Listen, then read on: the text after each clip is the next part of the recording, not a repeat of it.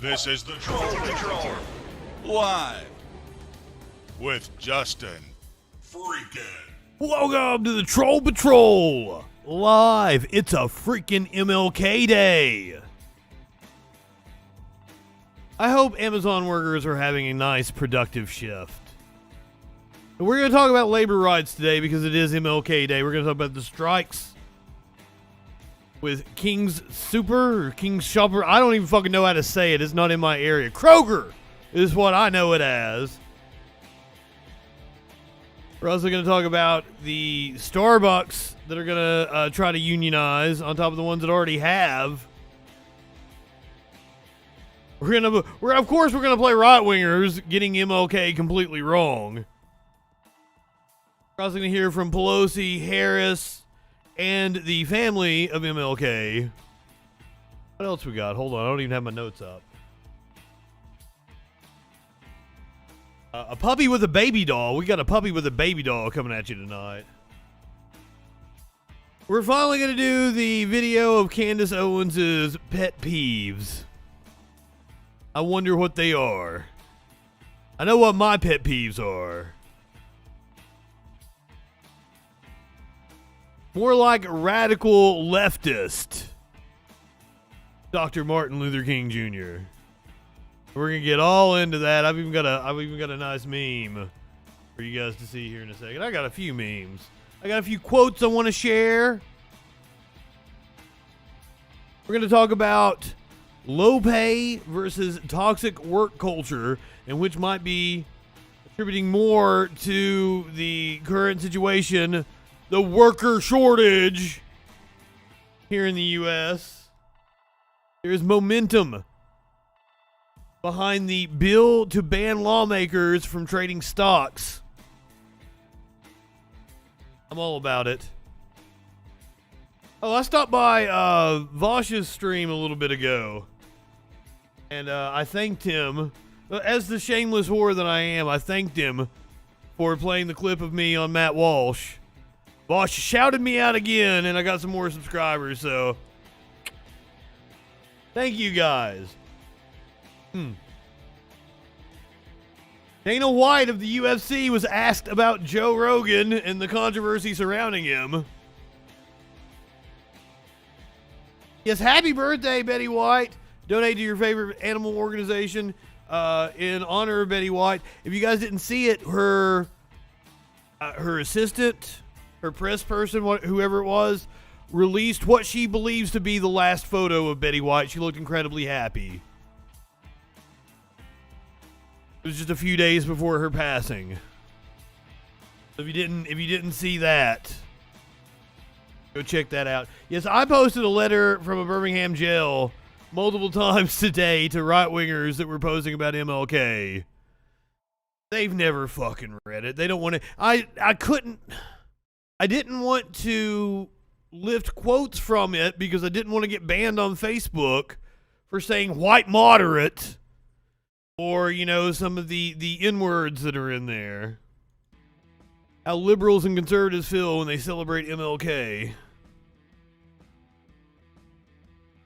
We're going to hear from both Dave Rubin and Steve Bannon here on MLK Day, so that should be interesting. Rubin is going to be incredibly stupid. He's going to play us MLK quotes that he doesn't think we've heard. I'm doubting it's going to be any of them about, you know, socialism or dismantling capitalism or anything to that effect. But we're going to hear from the Colleyville rabbi. He gave an interview on CBS, maybe it was in NBC this morning. We're going to hear what he has to say about the synagogue hostage situation. Fox News is saying the FBI is in damage control over the whole incident. I have no fucking clue what they're talking about. But you know, if it was on Fox and Friends, it was well informed. The CDC director, Rochelle Walensky, is saying that the CDC's messaging could have been clearer. And what might be the understatement of the year thus far, we're only fucking 17 days into it. I'm not high enough for this shit.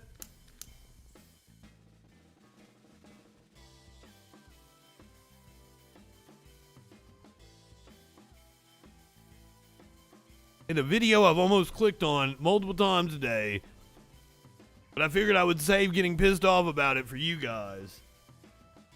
Kim Iverson from The Hill is asking the question, was Joe Rogan right about the whole myocarditis thing? The answer is no, he was not right. But Kim Iverson is just asking the questions that everybody else is asking, right?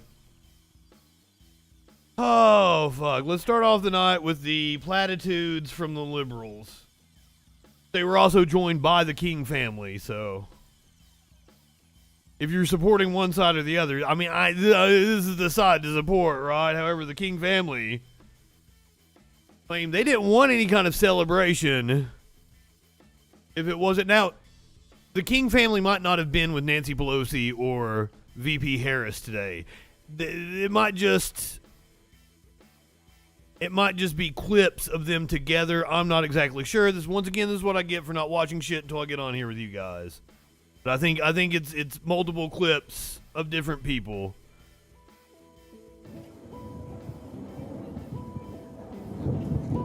I don't think the John Lewis Voting Rights Act is getting passed. Apparently, Mitt Romney went on some fucking show and said that Joe Biden didn't ask him about joining on. Sanctuary, together with members of the King family. And it is an honor to be with you today as our nation remembers the Reverend Dr. Martin Luther King Jr. I do not like the music that The Hill has put under these clips. Dr. King was a prophet. He was a prophet in that he saw the present exactly as it was and the future as it could be. And he pushed our nation toward that future.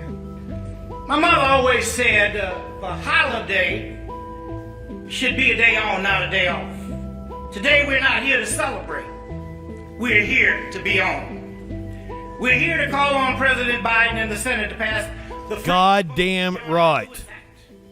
And to warn that our democracy now the House has passed both. On the brink. It's all up to the Senate. Serious trouble without these bills. The truth is that what is happening in the Congress... So they actually were there with Nancy Pelosi. Did you also see Cory Bush over Pelosi's shoulder? His relentless and persistence in trying to get this done. Yeah, this music is insane. I wish it had just been the clips.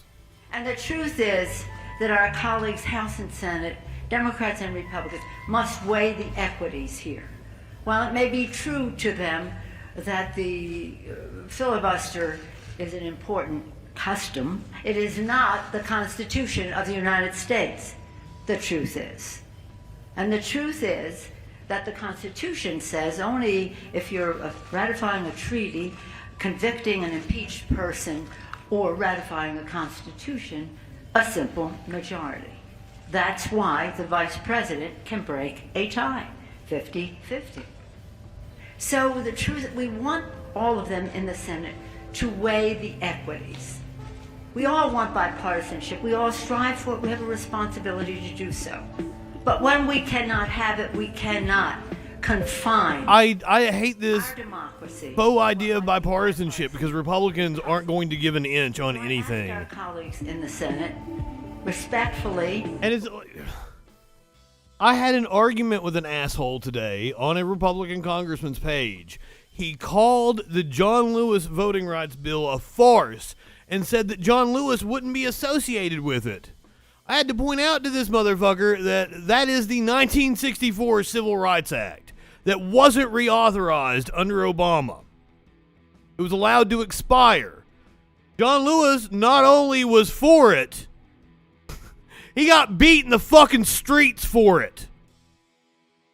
But that's the kind of ignorance that we're up against. We're not winning the propaganda war here. And I don't I'm worried about the future. I really am, because I don't know how we combat just the deluge of misinformation online. Fuck. I wish that Joe Biden was more like Big Dick Johnson.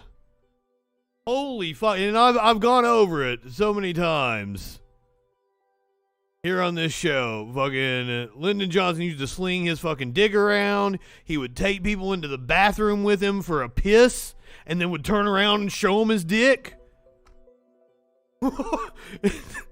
He literally used his dick to intimidate people. I wish we had a big dick slinging president right now.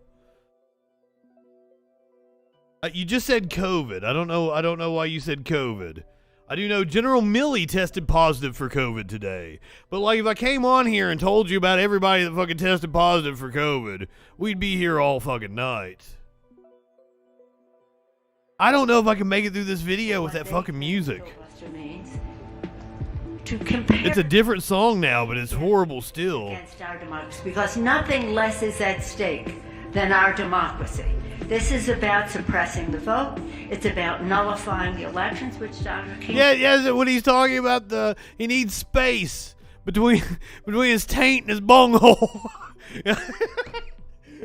And when he's in the Oval Office talking to his tailor.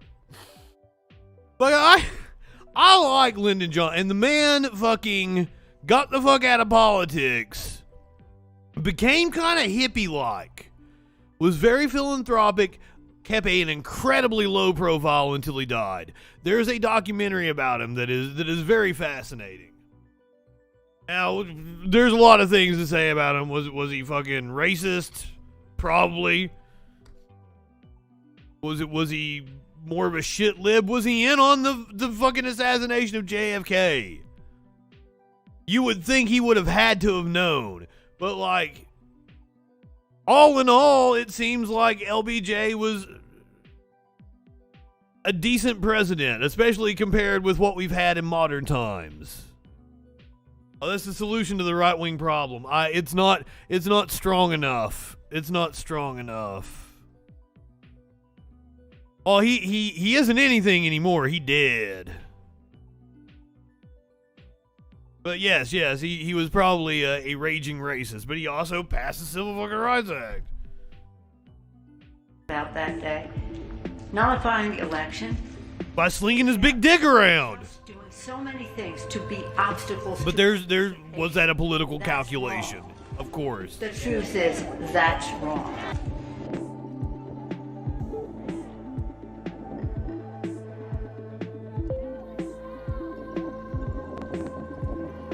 This music is just insane. Like, it's killing me.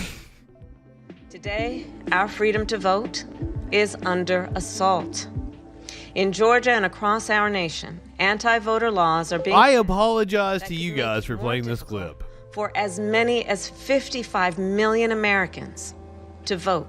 55 million Americans. That is 1 out of 6 people in our country. And the proponents of these laws are not only putting in place obstacles to the ballot box, they are also working to interfere with our elections, to get the outcomes they want, and to discredit those they do not.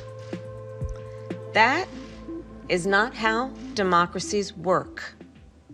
We will not yield our efforts to enshrine voting rights legislation into law, nor will we allow a filibuster to filibuster away our democracy and our voting rights.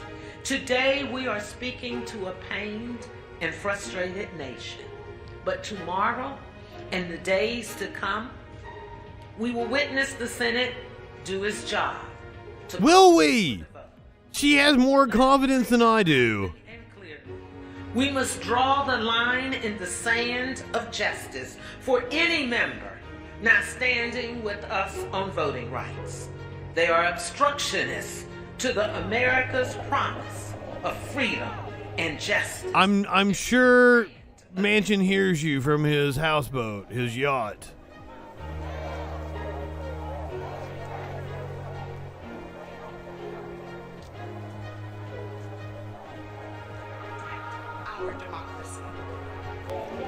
I know people are tired and frustrated. And we can be tired and we can be frustrated. But what we can't do is give up. Just think what John Lewis, if he had given up those marchers marching across that bridge, if they had been bludgeoned on that bridge and didn't try to go back for Turnaround Tuesday. That bridge is still named after a Klan member, the Edmund Pettus Bridge. They didn't give out. It should be the John Lewis Bridge. Fight for racial justice, social justice, and economic justice. We cannot advance our democracy or build stronger communities if Americans do not have a say when decisions are being made and how funds are being distributed. So we're speaking up for voting rights.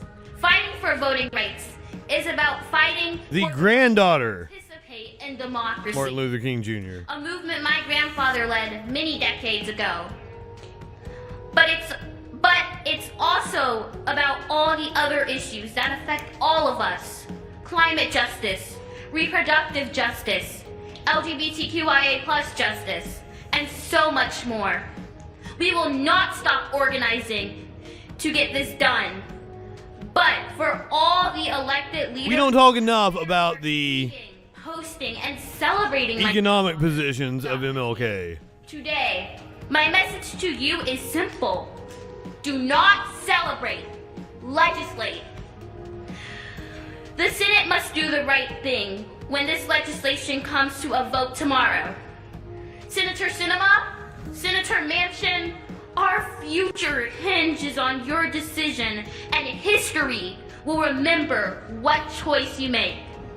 If you really truly want to honor Dr. King, don't dishonor him by using a congressional custom as an excuse. Hey, don't you dishonor him by continuing to trade stocks. You have no right to honor this family. Vote for a more socialistic Imagine government. 36 years old left this earth in such a way that he has a monument on the mall along with Abraham Lincoln, George Washington, Thomas Jefferson, all of them. Yeah, let's talk about that. Let's talk about that monument. That's a good segue to the quote I want to show you guys before we get into the right-wingers. Quote by Vladimir Lenin: "During the lifetime of great revolutionaries, the oppressing classes constantly hounded them, received their theories with the most savage malice, the most furious hatred, and the most unscrupulous campaign of lies and slander. After their death," oh, fucking Goodreads, what the fuck? "After their death, attempts are made to convert them into harmless icons, to canonize them, so to say, and to hollow their names to a certain extent for the consolation of the oppressed classes, and with the object of duping the latter, while at the same time robbing the revolutionary theory of its substance, blunting its revolutionary edge, and vulgarizing it."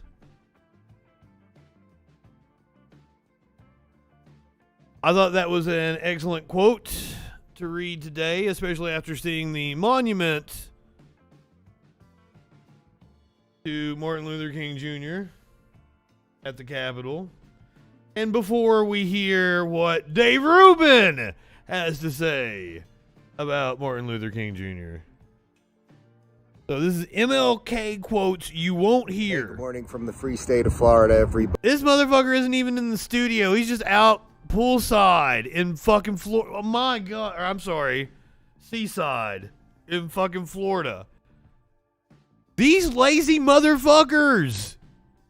Just like Matt Walsh not pausing to do another cut on the video after he flubbed everything up. They're just fucking lazy.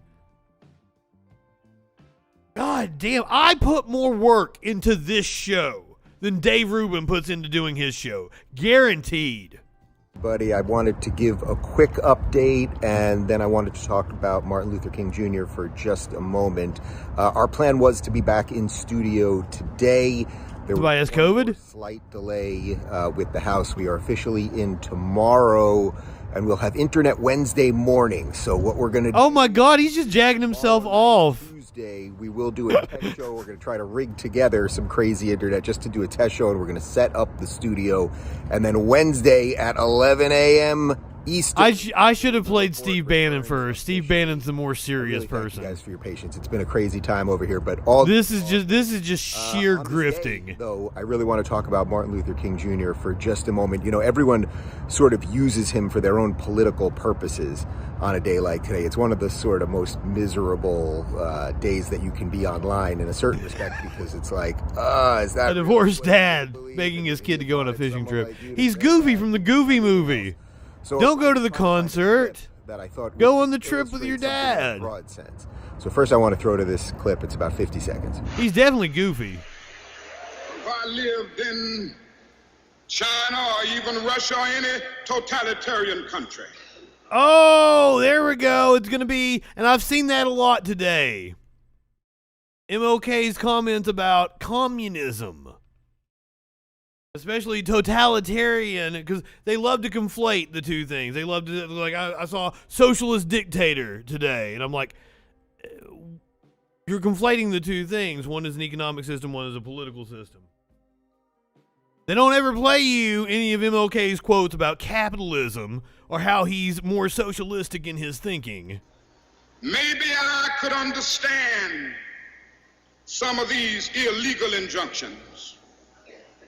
Maybe I could understand the denial of certain basic First Amendment privileges because they haven't committed themselves to that over there. But somewhere I read of the freedom of assembly. Somewhere I read of the freedom of speech.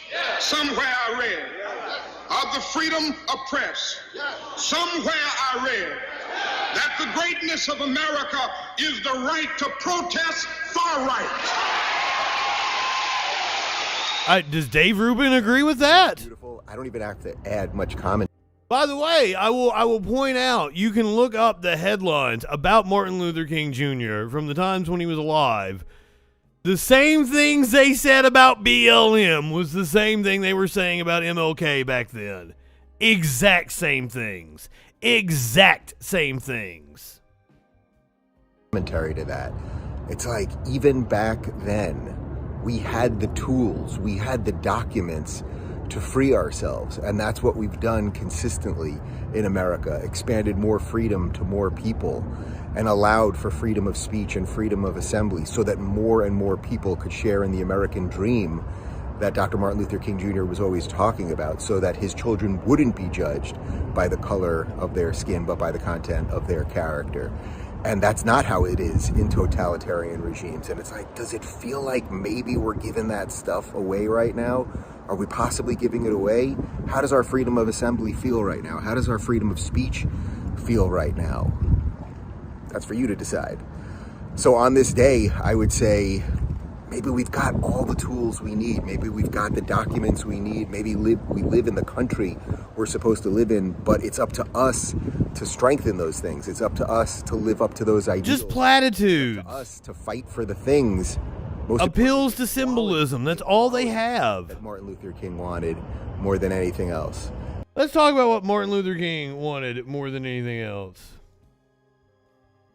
It's a letter to Coretta Scott King.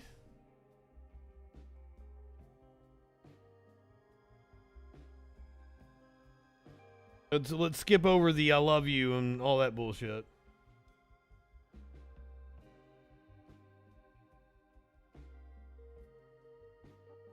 I imagine you already know that I am much more socialistic in my economic theory than capitalistic. Yet I'm not so opposed to capitalism that I have failed to see its relative merits. It started out with a noble and high motive to block the trade monopolies of nobles, but like most human systems, it fell victim to the very thing it was revolting against. So today, capitalism has outlived its usefulness. It has brought about a system that takes necessities from the masses to give luxuries to the classes.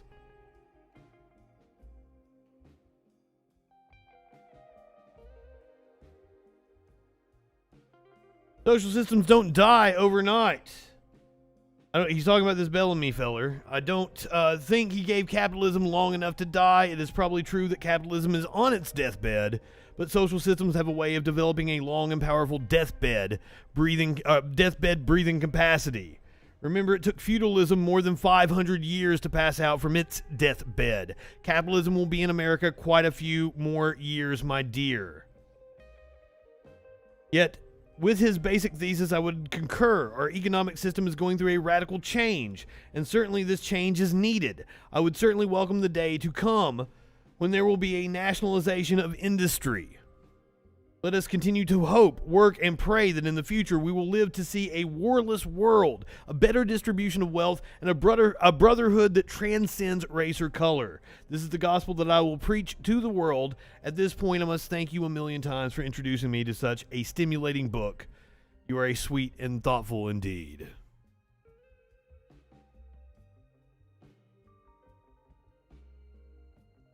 That's a quote from MLK you never fucking hear, Dave Rubin.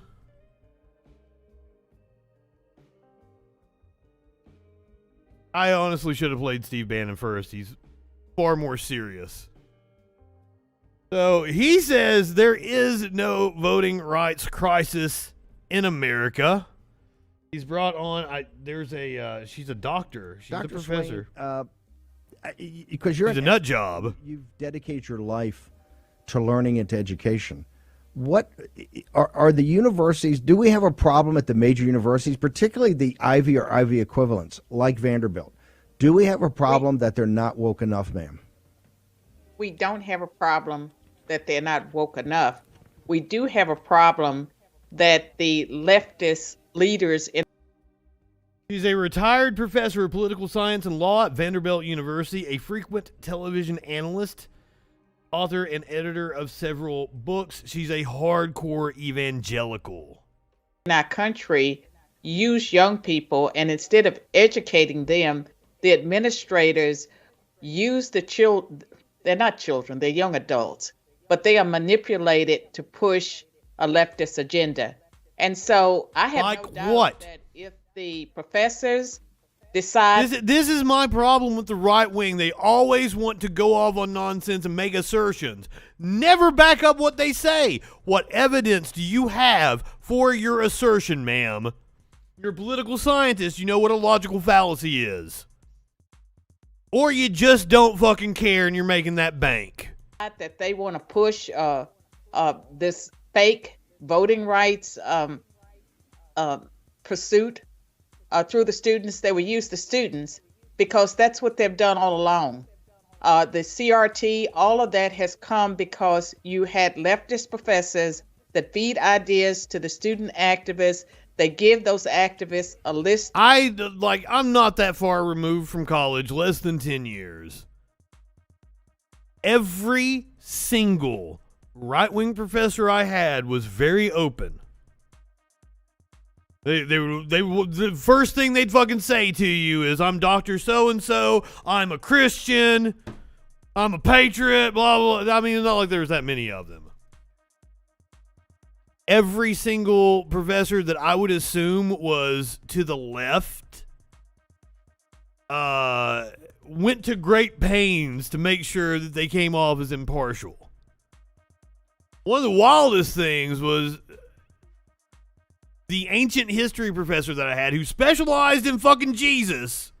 I didn't know this. He was a Methodist minister. Like, would go and have church on the weekends. The Bible thumpers protested his class every fucking year. There would be like crazy professors come in, act like they were students, and then interrupt the class on the first day every fucking year. And I don't know why. He didn't do anything other than teach facts. So I don't know what they're talking about with this leftist indoctrination bullshit, but they can get away with it. This is a grift they can run, and nobody on the right is ever going to call them out. Their followers are so goddamn stupid and lack critical thinking skills. This woman understands what facts are. You're not a fucking political science and law professor at Vanderbilt University, and you don't know what a fucking fallacy is. Now, smart people can convince themselves of a lot of shit. Cognitive dissonance is a hell of a fucking drug. And I'm sure when you're raking in the money, it's easy to get caught up in the cog diss. Citation needed. I understand. She was a fucking political science and law professor at Vanderbilt University. Vanderbilt is an incredibly good university. She has to know what a fucking fallacy is. I'm just saying. Of demands, and then the students act out, the administrators cave, and it's all a game. Okay, so a lot of that's quite provocative. What do you mean fake voting rights? All I hear on MSNBC and CNN all the time is that this is the number one. The Biden shit. This is a better follow-up question than I've heard on any of the main, like the CNN or MSNBC of the state election process. What say you, ma'am? Steve Bannon's a smart man. I'm old enough to have lived through the civil rights movement, to have seen the passage of the 1964 Voting Rights Act, the 1964 Civil Rights Act, 1965 Voting Rights Act. There are no prohibitions to voting in America for people who are legally qualified. And the Democrats are using voting rights as a way to expand the election. You are wrong, man. First of all, there are 9 court cases in Alabama alone in 2018 regarding access to the ballot. And there are many cases across all the states. What it is we do not make it easy to vote in this country. It is not a holiday. Your employer is only like required to give you an hour off or some shit. Are they even required? So if Republicans can make it to where there's longer lines, they discourage people from voting, and that's what they've been doing with surgical precision. I live in a bougie ass area. It took me like 2 minutes to fucking vote. That's not the way it is on the other side of town, and that's by design. So you getting up here and saying anyone who's legally able to can vote leaves off a lot of fucking information, ma'am. If you're working 2 or 3 jobs, you're barely fucking getting by. The chances you're paying attention to politics in the first place is somewhat low. But then that you're able to fucking get the time off from work, have the means to go to the polling place. That's why we have such low turnout in this country, and it benefits one specific party.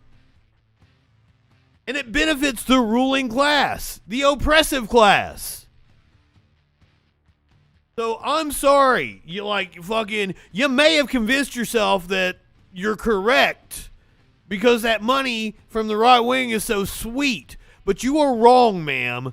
And you having the qualifications that you have makes me believe that you might be a little sociopathic.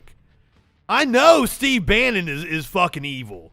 He is a very smart man. He knows what he's doing, and he's fucking us over on purpose. Now, you might have the cog diss, you might have some cynicism, whatever the fuck that you tell yourself.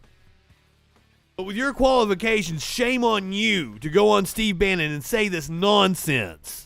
To people who are undocumented, people who are illegal aliens. It's not about never fucking happens. And whites having the ability to vote. It's about loosening the requirements so you have mail-in ballots. And we know from the last election that there's no way to police the mail-in ballots. We know that what does that mean? Mark Zuckerberg set up those drop boxes in the areas where minorities lived, and those drop boxes were not policed. They were stuffed in many cases. It was a way to cheat. They'd like to do the ballot harvesting. There's no way to stuff ballots. There's no ballot harvesting. This woman is just voting. They told me throwing bullshit around at that door, 2 or 3 at a time with ballots, standing there, demanding that you fill them out. And she has to know what an anecdotal fallacy is and what she's committing right now. For Joe Biden, and we know that that's not true. It happened because they were able to cheat. And yes, I do believe that. We know it's not true. Yes, they just say Zuckerberg. They just say fucking Soros. They just say socialism. It's buzzwords. And so there's no voting rights crisis in America. There is a liberal democratic agenda that will use young people, they will use old people, they will use immigrants, they'll use blacks, they'll use anybody to push their agenda. Do you think we got about a minute in this block, and I'll come back and talk about CRT with you in the next block? But is the African American community, particularly the working class, do you think they're awakening to this issue? They're being used by the Democratic Party. They're being used by the global corporations. Absolutely. Oh yeah, they're walking away, Steve Bannon. That blacks are falling away from the Democratic Party. Not all of them are turning to Republicans, but they are not identifying as Democrats. Yeah, that's another thing. That's another thing. Trying to poison the well to make the Democrats, bring them down to the Republican level so it will depress the vote by people just not voting. Well, I don't like either party, so I'm going to stay home. That's another tactic that they use that benefits them. Among young people, Turning Point USA, Prager Force, Clara Luce Booth, Young America's Foundation, Black said that there are more and more young black people who can see. Oh my God, they throw that shit out, okay? But they never talk about people like me. I was president of the Young Republicans in high school, wore slacks and polos, campaigned for George W. Bush, was a born-again Christian. They don't talk about how I smoked a little pot and learned that I've been lied to and started questioning everything. They never do it the other way.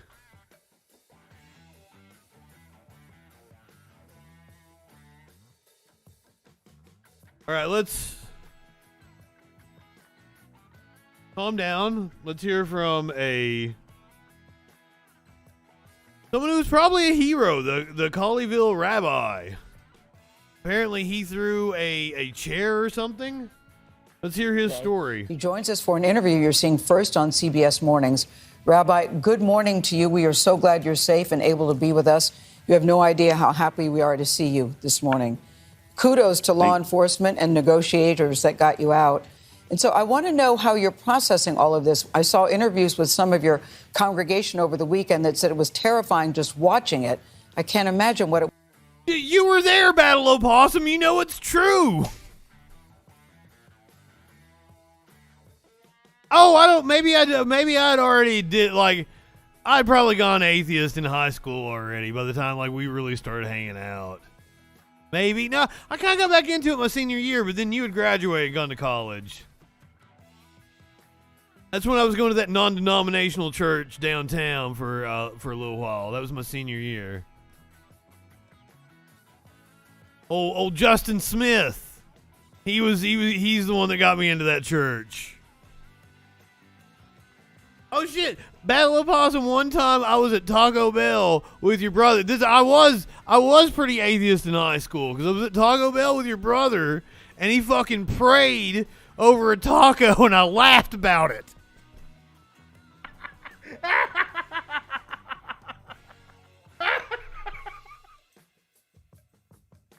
Oh, because at one time I was closer to his brother than I am he's my best friend now, but I was closer to his brother before we became best friends. Yes, fucking way. I've had to have told you that story. This probably would have been my junior year, his senior year. It was before we were going to performing arts practice, we went to Taco Bell to eat. Did the taco come to life?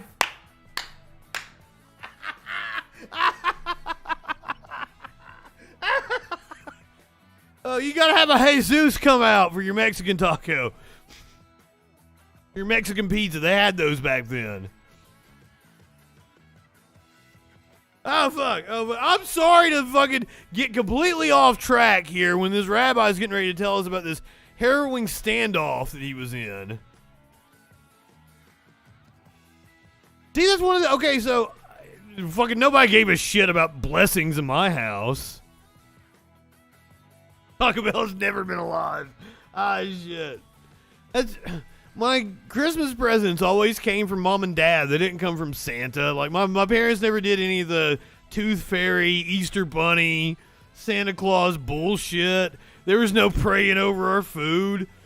And it wasn't that, you know, like, my mom's probably a believer, but, like, she don't care. She don't give a shit. So...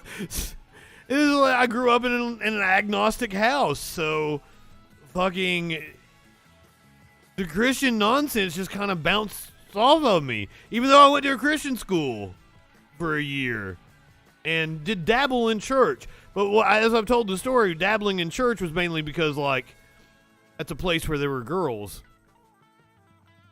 So I dabbled in church. That's probably why I was going to the non-denominational church my senior year. There were girls there.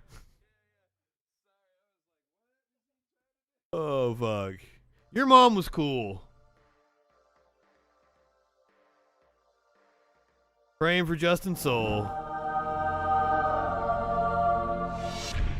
Somebody asked me if I knew God today. I'm like, I am God. What are you talking about?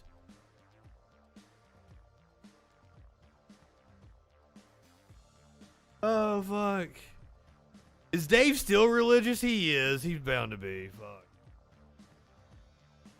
The pantheistic version, all of our collective knowledge and all of existence is God. I like that. I can get down on that.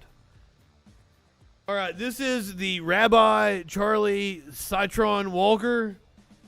He was one of the 4 people held captive over the weekend at a synagogue in Texas. We're going to hear it directly from him. He joins us for an interview you're seeing first on CBS Mornings. Rabbi, good morning to you. We are so glad you're safe and able to be with us. You have no idea how happy we are to see you this morning. Kudos to law enforcement and negotiators that got you out. And so I want to know how you're processing all of this. I saw interviews with some of your congregation. Notice she said kudos to the law enforcement that got you out. We're getting ready to flip to Fox, where they're not giving kudos to law enforcement. The back the blue people. Over the weekend that said it was terrifying just watching it. I can't imagine what it was like for you and your fellow hostages to be there. Well, it was terrifying. It was overwhelming. And we're still processing. It's been a lot. It's completely overwhelming. Yeah, you know, I saw interviews with law enforcement officials who were crediting you with being so calm and collected during this time. How were you able to stay calm when you're dealing with someone who doesn't appear to mind dying? I guess you do what you have to do. Well, I mean, he as a part of... He said he didn't want to die. As clergy, we talk... But he was also very erratic. The idea of being a calm, non-anxious presence. We do that in hospital rooms. We do that during the most difficult of individual moments, and I did the best I could to do that in throughout the stand-up. Rabbi, as we understand it, the hostage taker knocked on the glass door of the synagogue, and you thought he might need some shelter, so you let him in, made a cup of tea for him. At what point after that did things turn and you realized he wasn't here for shelter? When I took him in, I stayed with him. Making tea was an opportunity for me to talk with him. And in that moment, I didn't hear anything suspicious. In some of his story didn't quite add up, so I was a little bit curious, but that's not necessarily an uncommon thing. It was during prayer, while we were praying, and my back was turned. We faced towards Jerusalem when we pray. Right before. I mean, that's also towards Mecca, I would He assume. revealed himself, but this was, plenty of time in. I heard a click, and it could have been anything, and it turned out that it was his gun. Were you and I any went of the over and other talked- hostages? Say that again, please. Sorry. Oh shit, why'd we get cut off? Fuck you, Axios. Let's go find this.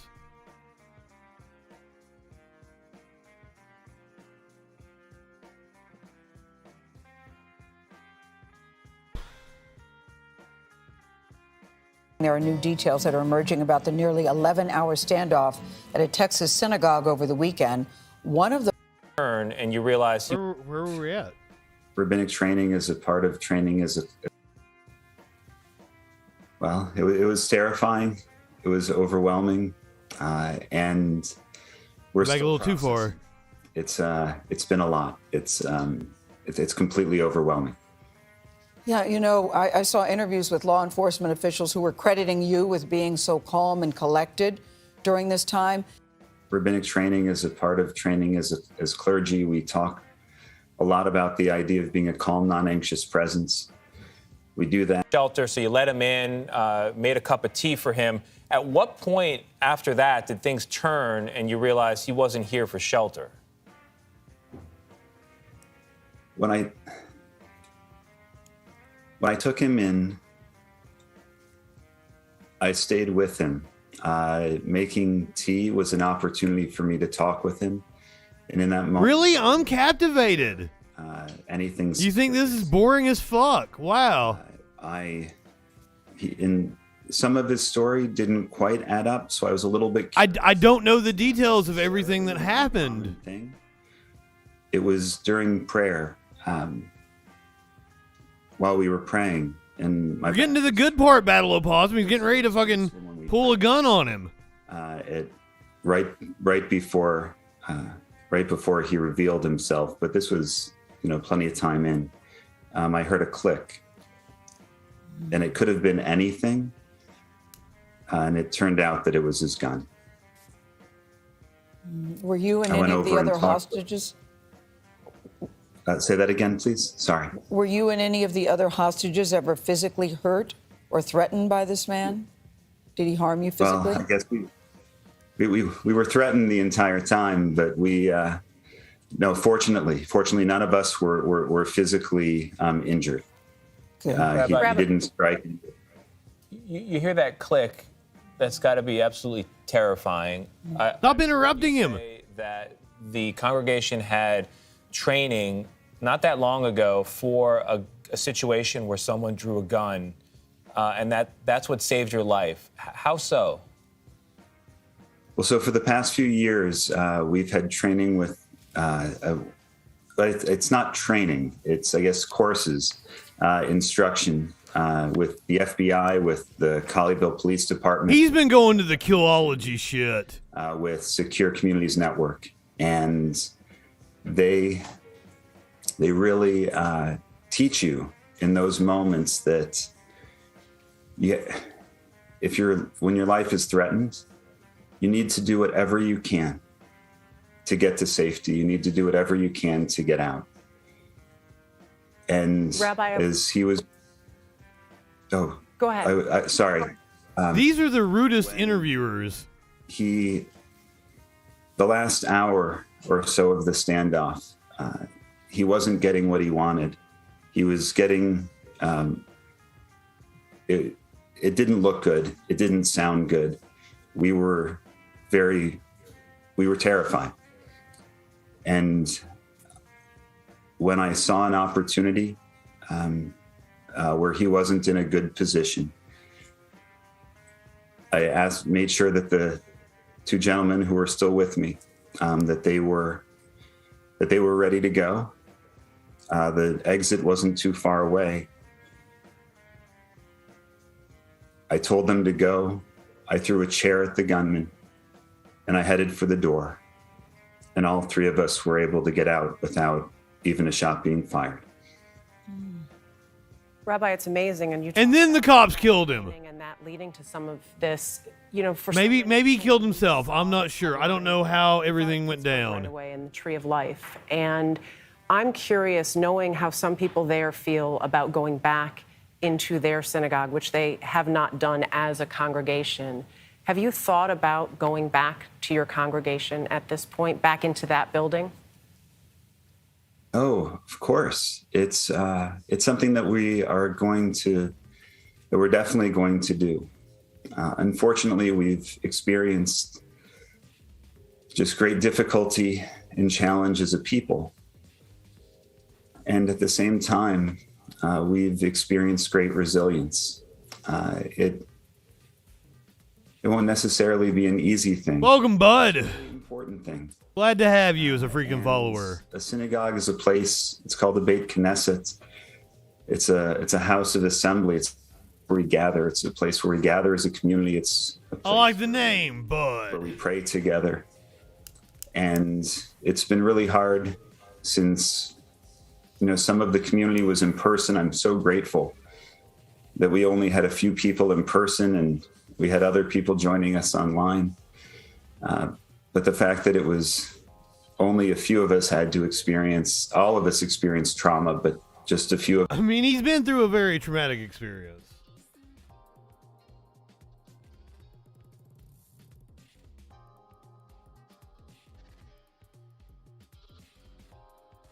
I don't know how he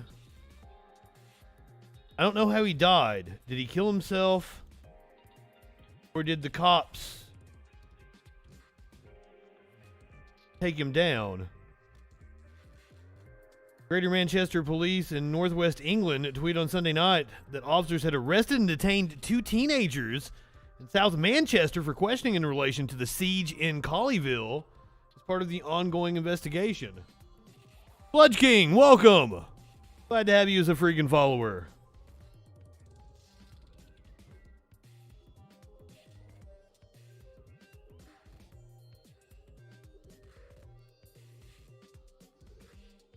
So, around 9 p.m., the hostage rescue team breached the synagogue. They rescued the 3 remaining hostages, and the suspect is deceased. But did he kill himself?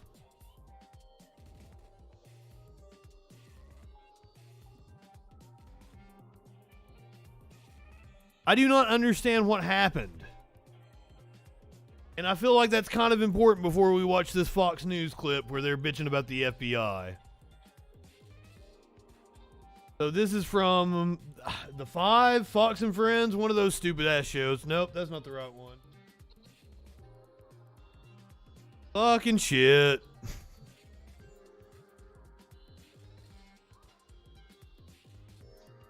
I made a boo-boo. We're coming to that here in a second. Got your Joe Rogan for you.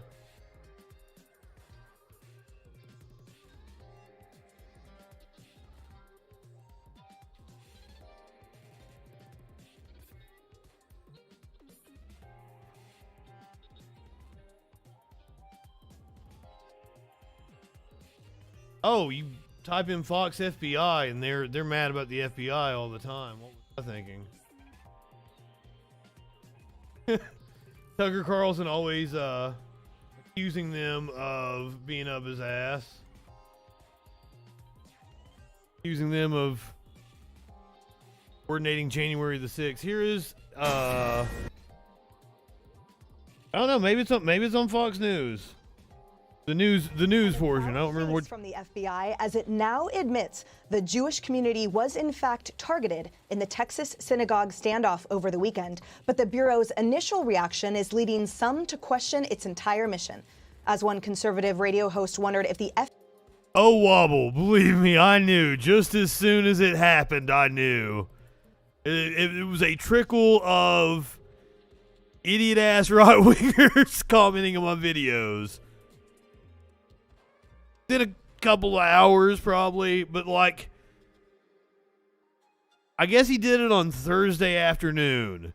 Thursday night, I started having some weird comments about, like, Matt sent me, and I'm like, what? By Saturday morning, it was obvious that, like, hold on, I gotta go find this fucking clip What the fuck has happened? I didn't find it until like Saturday night. And my response to it is on the YouTube, and I think it is the Troll Patrol at its finest. Fucking Matt Walsh. I sent him a message and thanked him. FBI is now solely focused on destroying the domestic enemies of the Democratic Party. I'm Emily Campagno, and this is Outnumbered. Outnumbered, I'm sorry. I called it like... You can see why I thought it was like The Five or Fox and Friends. State Department spokeswoman Morgan Ortagus, and in the center seat, entrepreneur and author of Woke Craft, Vivek Ramaswamy. Now, a gunman burst into a synagogue during Shabbat services and took the rabbi and 3 other parishioners hostage, all while demanding the release of a convicted terrorist with a history of blatant anti-Semitism. 11 very tense hours later, all the hostages made it out unharmed. But here's how the FBI initially described the incident.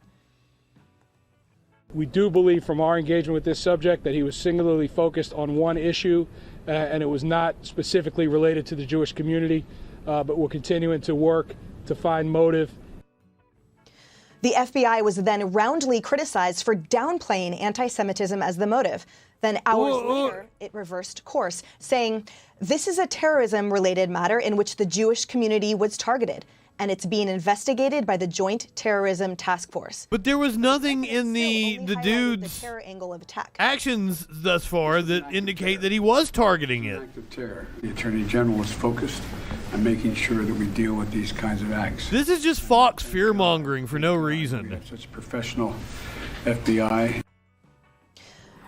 Morgan, as the Jerusalem Post pointed out, the idea that any attack on a She looks stunned. not specifically related to the Jewish community is patently absurd. I'm on TV? And they asked, what more has to happen? What does it take for that to be viewed as specifically related to the Jewish community, Morgan?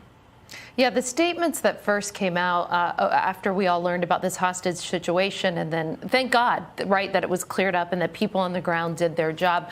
But the statements were just incredibly tone deaf, especially at a time when we have rising anti-Semitism. She's in Nashville. Why do all these right-wing assholes have to keep going to Nashville and yucking up a city I fucking love? Why? And why are you up to... Of all the things to do a 12-minute segment on this morning, this, if you want to talk about anti-Semitism, look at your fucking audience on Fox News. Around the world, but in our own country as well. In fact, I think many people know that my family and I are Jewish, and when we go to temple here in Nashville, there's always these amazing cops standing at the front, and I thank them, and I'm relieved to have them. And I know plenty of churches around the country need to have protection as well, sadly, because of attacks. And I think it's just a devastating place that we are in our country, that we have to have police at our centers of worship in order to protect us. But what is more important is that the administration... Why don't your God fucking protect you? In these situations. That is wrong of me to say in this context. And targeted a synagogue in order to achieve his political ends. That's the definition of terrorism. And at a time, as I said, when it is rising around this country, we should not be worried about... I don't even know if it was political correct. I don't know what... I don't think anybody questions calling it an act of terrorism. It's like, did he specifically target a synagogue? And I think it's too soon to know, and I think it's journalistic malpractice, as if Fox has any pretense of being journalistic. It's journalistic malpractice for Fox to assert this. What this administration was worried about, what they were trying to cover for. Arm the church! Arm the church! We just need to call terrorism for... Tax them and arm them. And then deal with the situation. And Kaylee, to Morgan's point, we might not understand what the motive, the intent behind this administration's refusal to label this what it was. I'll give that an amen. Exactly what's been taking their attention, right? Critics argue, look, this entire administration has been focused solely on labeling Trump supporters domestic enemies and white supremacists when they should be focusing on actual extremist terrorists like this one, Kaylee. Yeah, that's exactly right. I mean, what an incredible statement from the FBI to say, quote, this is not specifically related to the Jewish. I have a little chart for you. This is from the ADL. The vast majority of deaths, domestic extremist-related killings in the U.S., by perpetrator affiliation from 2010 to 2019, right-wing extremists, 76%. The overwhelming majority of violence committed in this country, based on political ideology, is from the right wing. Left wing accounted for 3%. Domestic Islamic extremism accounted for 20%. Which would be the category that this would fall into. But the more pressing issue in this country is the Trump supporters and the white supremacists. Sorry. It's like, that sentence was redundant, wasn't it? Community. That's a declarative statement, and in the immediate aftermath to make that kind of declarative statement is really shocking. Also from the White House at 6 p.m., we get a statement from the White House referring to the hostage situation. No mention of a synagogue, no mention of a rabbi being held up. And look, I understand and appreciate being careful as facts are unfolding in a situation. That's totally fair. But at 6 p.m., when apparently this whole standoff began at around 10:40 a.m., so this is nearly 7 hours later, and there's no thought of putting in there the word synagogue or rabbi or any detail, is really pretty shocking. And why is that relevant? Statement. And when you contrast that, Emily, to your point exactly, Miranda Devine did a great column on this in the New York Post.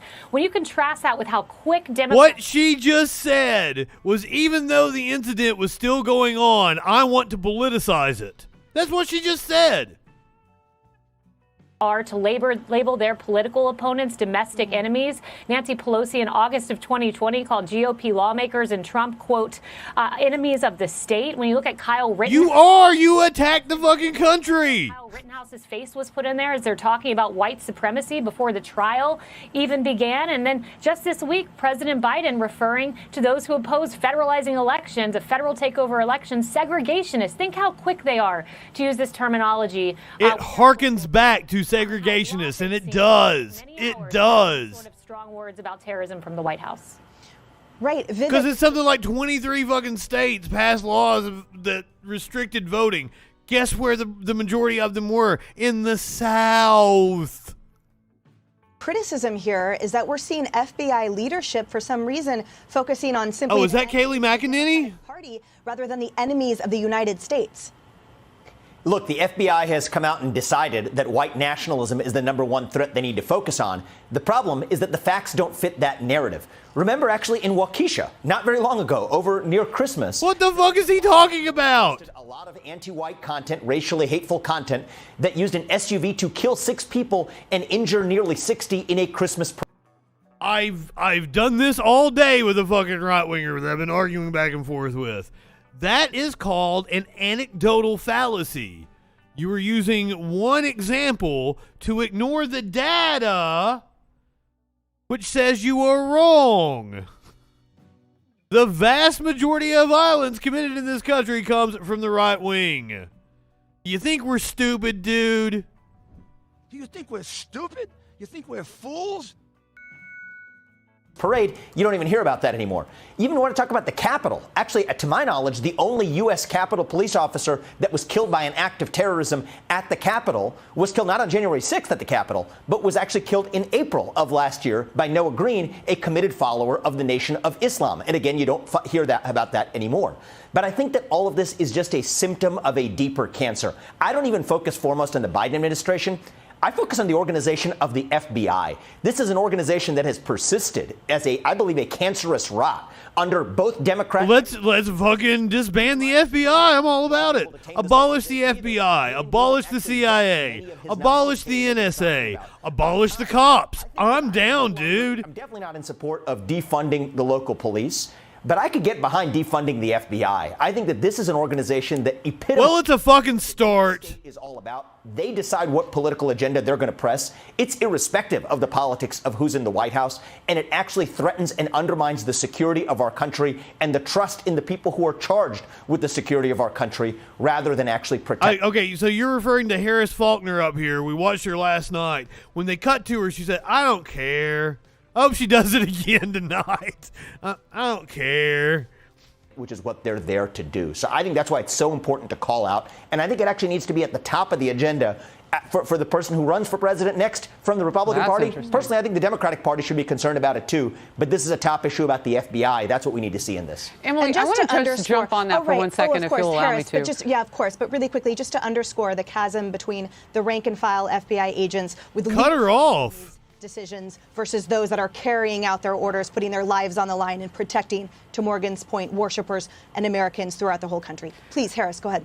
Well, Vivek, one thing that I would say, and I would add to that list of where the FBI has then been inserted by the DOJ and maybe via the White House and that National School Board Association, is the movement against dissenting parents and the conversations. How do we get to this? That might be difficult conversations at school board meetings. I mean, when you mix all of that up together. If you had attack on fucking school boards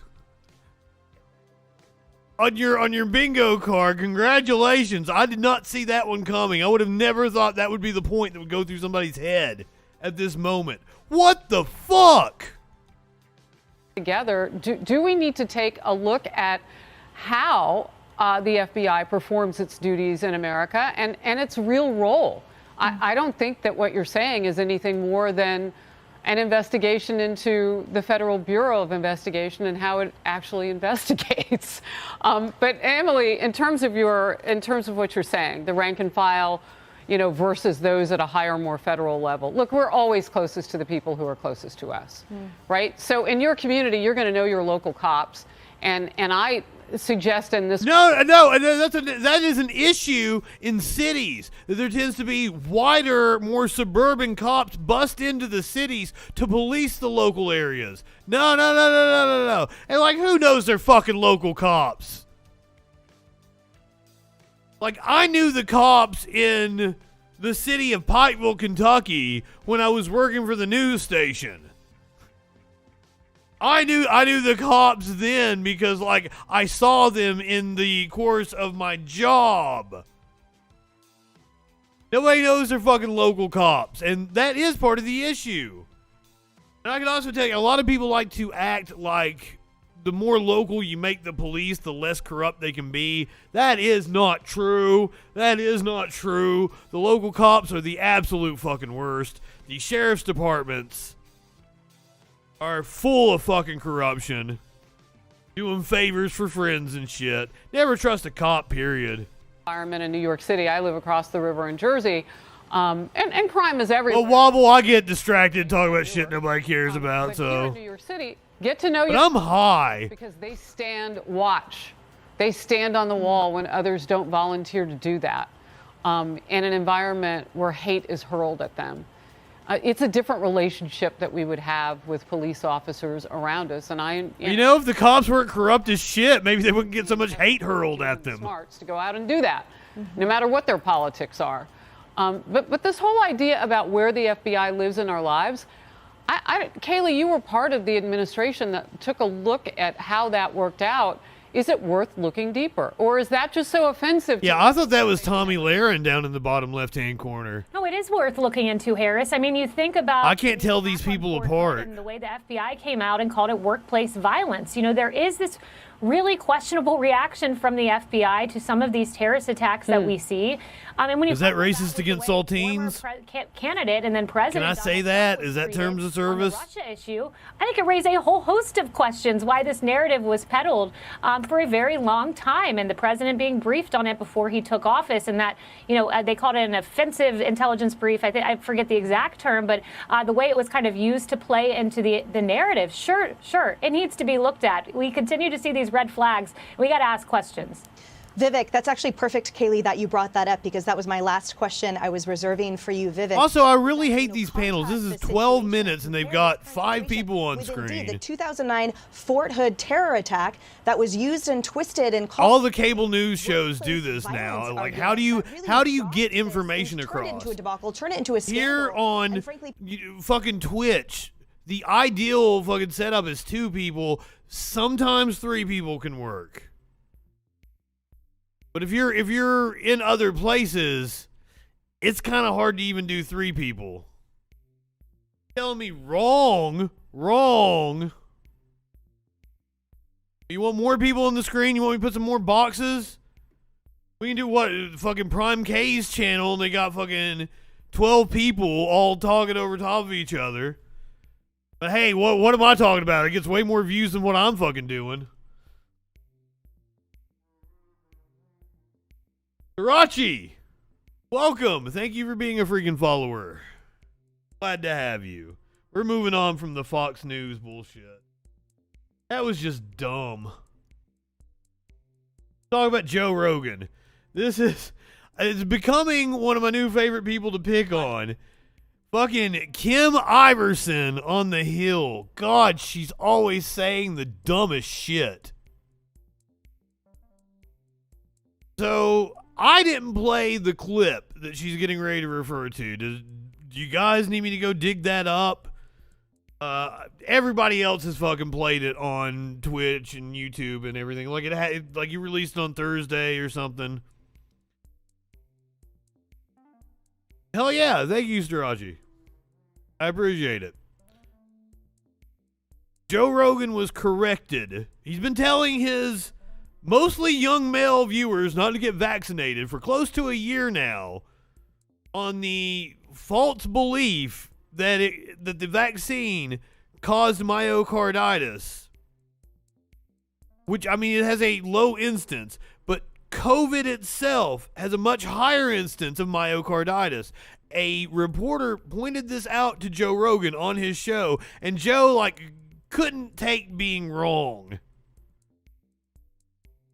So, they might play it on this. I might not have to dig it up. But this is Kim Iverson from the Hill.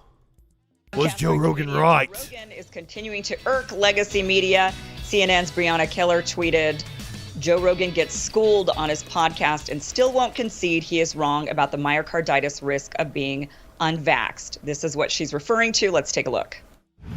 Podcaster Joe Rogan, who is a frequent spreader of COVID misinformation, was fact-checked on his show in real time. Here it is. I don't think it's true that there's an increased risk of myocarditis. Now, this is some Inception shit. This is me playing Kim Iverson, playing CNN, playing Joe Rogan. From people catching COVID that are young versus increased risk of myocarditis from the vaccine. No, there is. There's both. Well, let's look that up because I don't think that's true. 12 to 17 more likely to develop myocarditis within 3 months of catching COVID at a rate of 450 cases per million infection. This compares to 67 cases of myocarditis per million of the same time following their second dose of Pfizer. Yeah, so you're about 8 times likelier to get myocarditis from getting COVID than from getting the vaccine. That's interesting. Now, that is not what I've read before, but also it's like, even when we're reading these things, it's like, what are we getting this from? Rogan reacted to the episode himself, writing, if anyone was going to make me look dumb on the podcast, I'm glad it's Josh Zepps because I love him and he's awesome. However, this is why I was confused. And then he links to this Guardian post. So ABC broadcaster and guest of the Rogan episode in question, Josh Zepps, came to Rogan's defense as corporate media was going off the rails, saying to people who think that Joe Rogan is closed-minded or that he'd get pissed when I disagree with him, here's Exhibit A. I love the guy. He followed up. He pushed back. I hope readers realize that Rogan enjoys this kind of pushback. I hardly shut him down. He's a big boy. Dr. Vinay.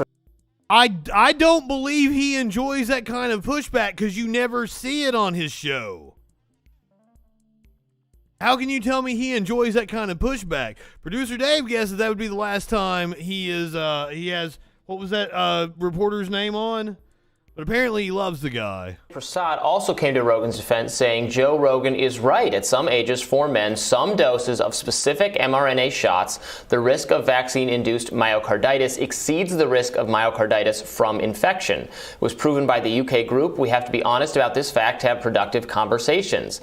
Prasad was quoted. It was proven by one specific group? Revisiting the issue. And also, in addition to this, I saw someone tweet, Mike Solana, who's a writer, has a Substack, who's a good person on tech stuff. He was pointing out that, now you can't just weigh one against the other either because everyone is getting Omicron. So people who get whatever and I think it's a low risk for both cases, but, slightly elevated risk of myocarditis, it's hard to judge one against the other because you can get vaccinated and then also get COVID and have the risk of whatever the risk of myocarditis is in both cases if you get vaccinated, because getting vaccinated is not going to stop you from getting COVID. So. Oh, I've left the cat outside. Does it fucking work that way? I don't think it would double your chances. So I think it's like even further scrambled by that. Like the people who get vaccinated are going to have myocarditis risk from vaccines and from COVID because they're probably eventually going to get it. Right? Possibly. Yeah. But I do want to point one thing out before we kind of continue on with this. The study that Josh Zepps is talking about, there was some flaws pointed out even by Johns Hopkins that said, one of the issues with the study is that it really only, as far as cases are concerned, people who contracted COVID, the young men who contracted it, they only looked at those who actually contacted a healthcare provider, or who were hospitalized. So we're talking about young men who got sick and needed to seek medical care. And so they were saying the vast majority of young people who catch COVID are asymptomatic or so mild they never seek a doctor's care. So it was skewed looking at just those who got more severely ill. And so that was one of the issues that people took with that particular study. Right. Yeah, and the question of whether or not they're going to compound each other, Omicron on top of the vaccine, is an interesting one too, because like you said, you can choose. I don't think it works that way. With Omicron, it looks it's going to be very difficult for people to escape getting it. And the myocarditis, as I understand it, comes as kind of an expression of the immune response, right? And so you do want some swelling, like to show that the immune system is working and it's building the antibodies and it's building its defenses so it can then stave off the future virus. If you get too much, that's when you get the myocarditis. So you could see that the two might interact with each other in a way that, like he said, still needs to be unpacked. And this is the type of thing I think we'd like to hear from people that understand what they're talking about.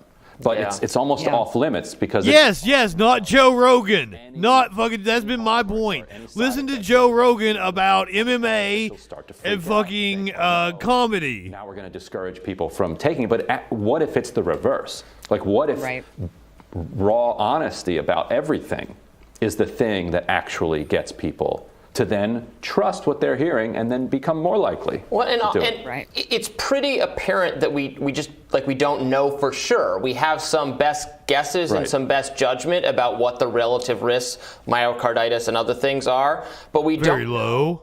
We don't know for sure. So to have, as we're thinking about policy, to have, vaccine requirement for people under the age of 18 who have a very low severe outcome from COVID, but might have, they might have myocarditis issues both ways. They might have compounding it. It's still unsettled enough that I think it's weird to require to be at the level of you have to get this to participate in civil society. Are schools requiring vaccines? I don't know it that well. Yeah, and COVID. College students are reporting that they're being told that they need to get the booster in order to go back to college. But Dr. Vinay Prasad, who we were just speaking about, he actually does a really nice Substack. They require a number of vaccines. He breaks it down. He breaks it down. He's great. I've tweeted him a lot. He's great. Yeah. Yeah. And and he shows that the risk is different for one, different vaccines. Moderna has a much and here's actually his Substack. Moderna has a much higher rate of having this sort of effect than, let's say, Pfizer. And they found that the Pfizer second dose has a much higher rate than the Pfizer first dose. And so, they're saying much higher rate, but it's like, what happens when so low? Plus then you get the virus. What happens when you get 2 doses and then you get the virus? What happens when you get the booster and you get the virus? We don't really know these things, and he breaks all of that down. And so he says, look, having a more nuanced approach to this rather than a one-size-fits-all sort of approach for every male under 30. In Scandinavia, in France, Germany, I believe they have banned. You guys are leaving off the important part where we have to reach herd immunity through the vaccines in order to make the pandemic end. You're leaving that completely out of it because that's the goal. Banned actually Moderna for men under the age of 30 for this reason. And yet we haven't taken that step in this country. We're ignoring that, in order to combat vaccine hesitancy. But I'm not high enough for this shit. And you end up getting myocarditis. You're 25 years old, you get Moderna, you get, or 24 years old and you get myocarditis. Do you think it's worth it that the government was shielding the information because they were trying to, you're right. I mean, I think apparently myocarditis is kind of a minor thing. Prasad brings up that's very important is he says we could be developing an entire generation of anti-vax. God help us, he says, because you're telling a bunch of young men they have to get this vaccine, and when a bunch of them have a friend or they themselves ended up with this bad reaction, they're going to say, "Man, I don't know if I trust anything in the future," and that's going to be moving forward. And getting the information out there is important also from a health perspective in the sense that myocarditis is extremely treatable if you can diagnose it.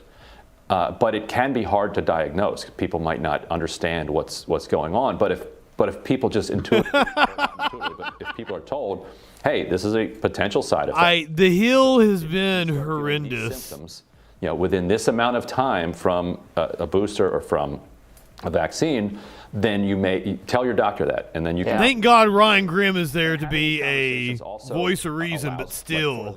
For a more nuanced approach in the way Robbie and Kim are. In their conversation, Gupta said to Rogan, look, you're making a decent point for super young boys with myocarditis. So if you're a parent and you're more comfortable with just one jab, but not then doing the next one 3 weeks or 4 weeks later, take that approach, because then you at least have a significant level of protection. All I know is, most of the smart people I know got vaccinated. Most of the dumbest fucks I know.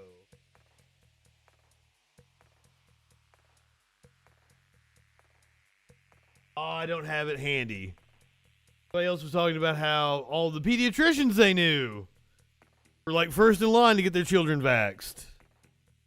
If Rogan had said that, it would be considered misinformation. But to get clicks on YouTube because they're struggling to get views. I mean, I should talk about struggling to get views. A person who was rolling her eyes at that exchange that we just played on Rogan. What was eye rolling about that? They were having a conversation. Right, what more do you want? the other guy corrected Rogan, and Rogan was very good natured about it, and can't win for losing. Yeah.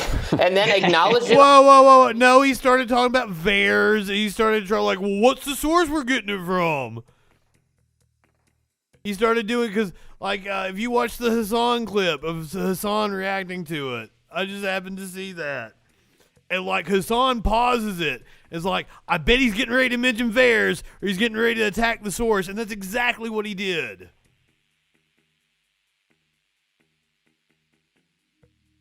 Let's stay on Joe Rogan, though. Dana White of the UFC was asked about Joe Rogan by a reporter. I was wondering what your thoughts were with the 200-plus doctors trying to put pressure on Spotify, saying that Joe's a menace to... Are they really? Yeah. Well, how about this? Ever since I came out and said what I did, it's almost impossible now to get monoclonal antibodies. They're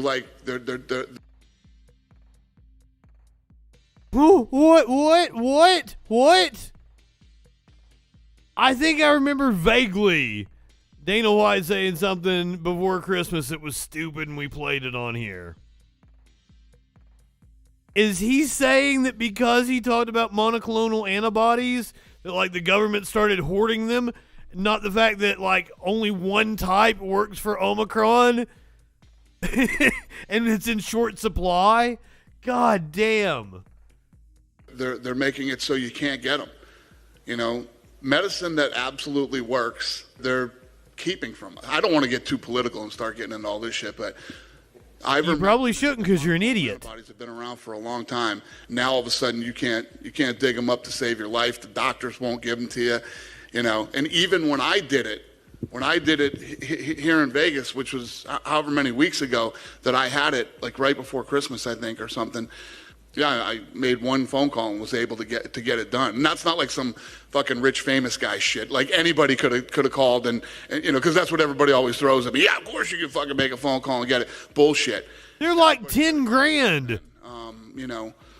Lene had it. Lene did monoclonal antibodies and did all that stuff. Everybody could get it. Now, and Rogan's been talking about it, then I went crazy talking about it. You can't get those things to save your life now, literally. Whoa.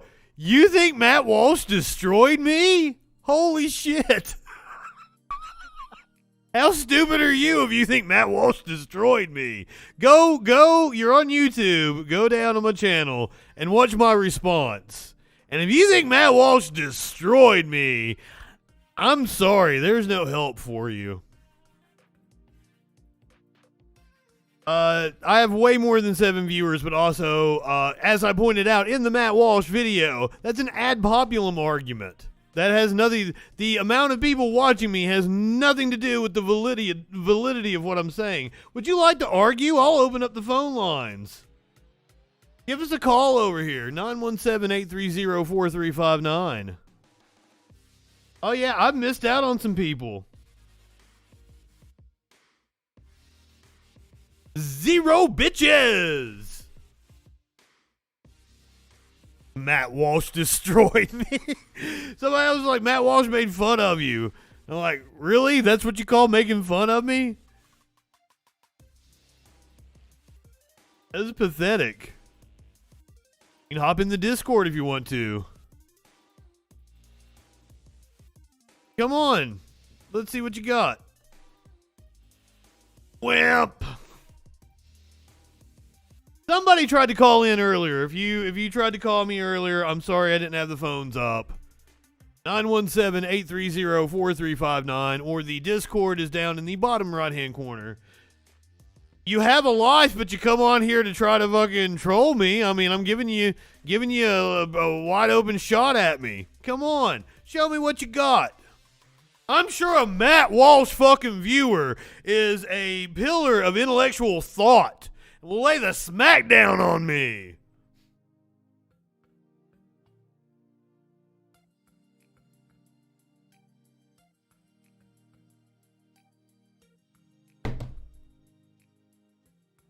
Guess not. We'll go back to Dana White. The backlash that people don't even want to allow you to discuss options and pretreatment. It's disgusting. It's disgusting. Yeah, it's one of the craziest things that I've ever witnessed in my life. And we're not talking about experimental drugs or things that this stuff's been around. And the ivermectin, You're a doctor? The guy won the Nobel Peace Prize. You're a doctor? Huh? You're a doctor? No, but there's plenty of doctors there you go. that do. Here he comes. I just asked a question. Are you a doctor? No, but I took them and they both worked for me. So why shouldn't I be able to take them again? Or other people? I won't answer. No, come on, dive in. We do have a brain. Why shouldn't we be able to take our them? own decision. Right? You want to know what's scary? I bet I could get some fucking pain pills quicker than I could get monoclonal antibodies. No, not maybe. That's a fact. That's a well, fact. I wish you would go take some more horse paste, Dana. Tic Tacs. Shit your intestines out. I encourage you to do exactly that. Oh, fuck. The CDC director, Rochelle Walensky, has stated that the CDC should have been clearer with its messaging.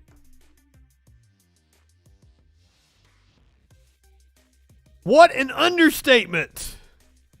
Rochelle Walensky, the director of the Centers for Disease Control and Prevention, said in an interview with the Wall Street Journal that the messaging around the COVID-19 pandemic and changing guidance should have been clearer.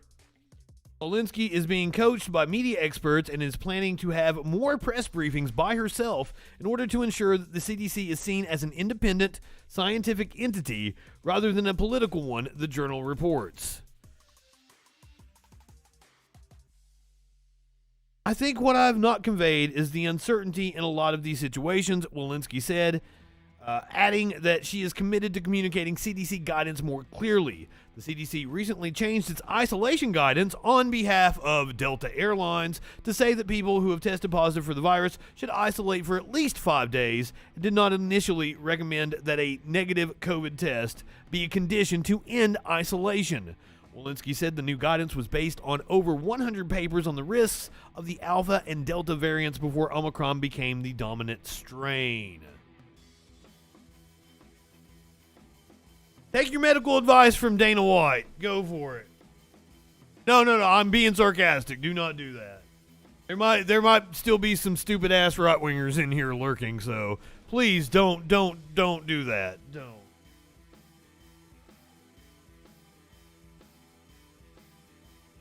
Something I'm actually surprised to see, and I love that right-wingers are jumping on this and not giving credit to the leftists that put it forward first. Momentum is building to ban lawmakers from trading stocks. Some progressive Democrats and MAGA Republicans are uniting on a proposal to ban sitting lawmakers from trading individual stocks, although it's unlikely that leadership will bring the bill up for a vote.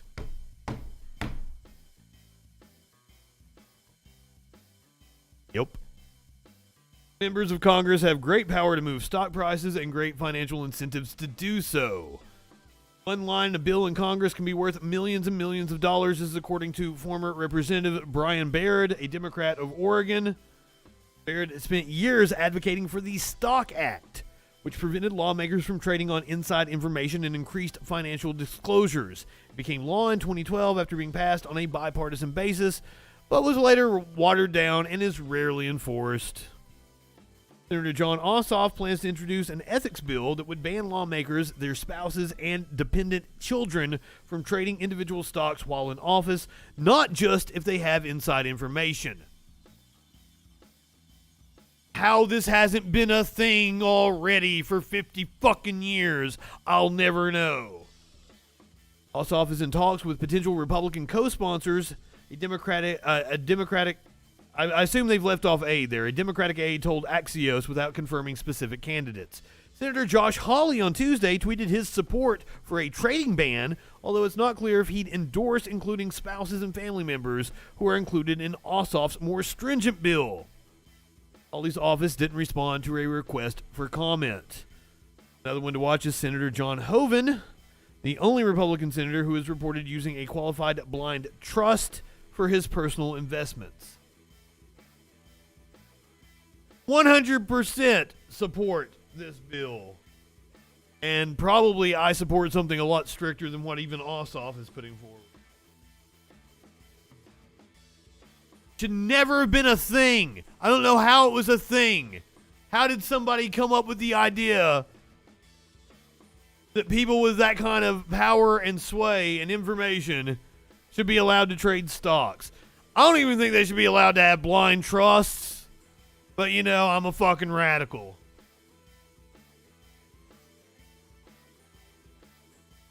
This piece from The Insider says that low pay isn't causing people to quit their jobs. Toxic workplace culture is. Feel like I need to pull up the meme. Why not both? But let's see what their argument is. Workers are quitting their jobs in record numbers, but what's nudging them out the door isn't low pay, it's toxic workplace culture. This is according to a new analysis of more than 1.4 million Glassdoor reviews, which found that a toxic culture is 10.4 times more likely to contribute to an employee leaving than compensation.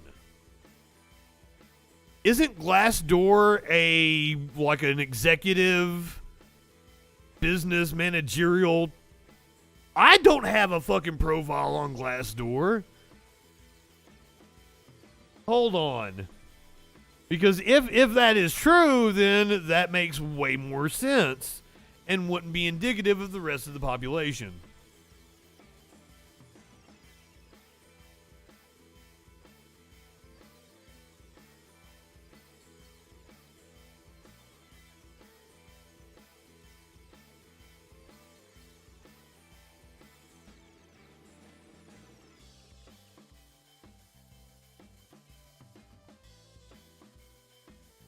I mean, what's their selling point? What's their angle here?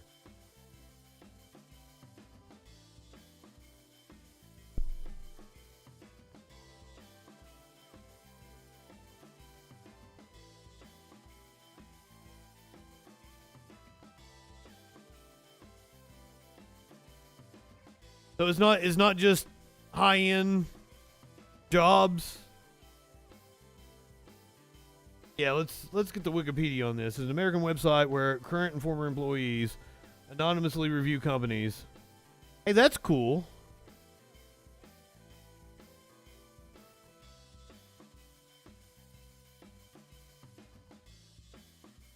The site later began focusing on CEOs and workplaces and what it's like to work at jobs in general. Okay, maybe not such a tainted source. Compensation is at best a moderate predictor of attrition. This is according to Donald Sull, a co-founder of analytics firm Culture X, which performed the analysis. The analysis, which was published Tuesday in MIT Sloan Management Review, focused on reviews posted between April and September of 2021 for large for-profit companies that employ roughly 25% of private sector workers. The data showed that apparel retailers are losing the highest number of workers. Retail employees had an average attrition rate of 19% during that 6-month period. Yeah, I bet.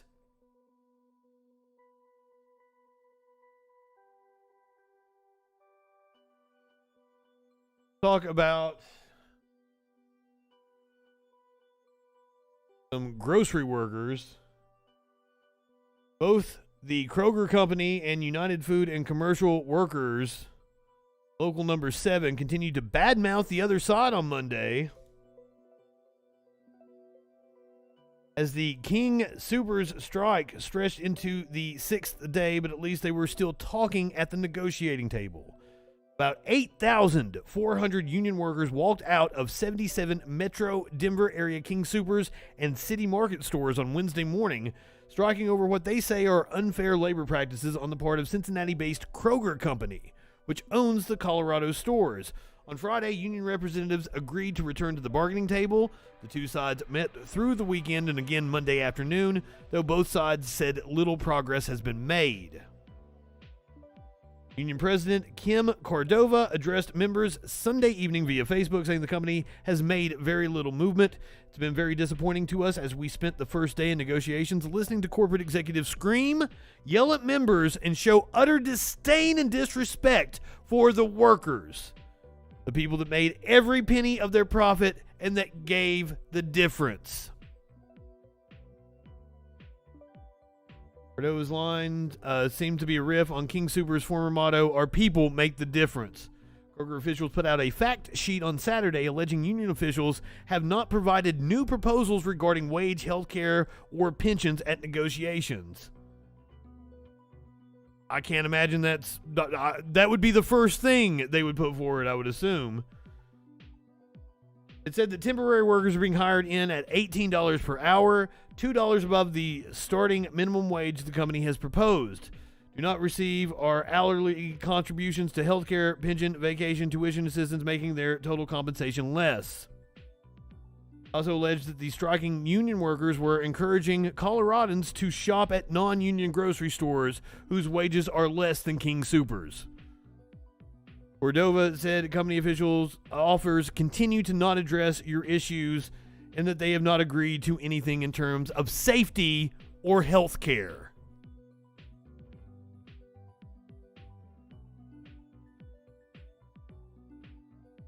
I am in solidarity, currently not shopping from Kroger. I am usually a Kroger shopper. Because they're union. Will the Starbucks union victories light a fuse of organizing across the country? Once again, I've mentioned this for those of you who are new. I do video editing and podcast editing and shit, and one of my clients is a union busting organization. I overcharge them. I use their money to finance all my liberal hippy dippy shit. And they are incredibly worried right now. They are paying me a shit ton of money to make propaganda for them. More than they have paid me since I've been hooked up with them. Adam! Welcome! Last Monday, the National Labor Relations Board announced that Workers United, an affiliate of the Service Employees International Union, had won a second union election at a Buffalo area Starbucks store after a historic victory last month. That means that the union was victorious in 2 out of 3 elections, thereby creating the only unionized Starbucks stores in the United States.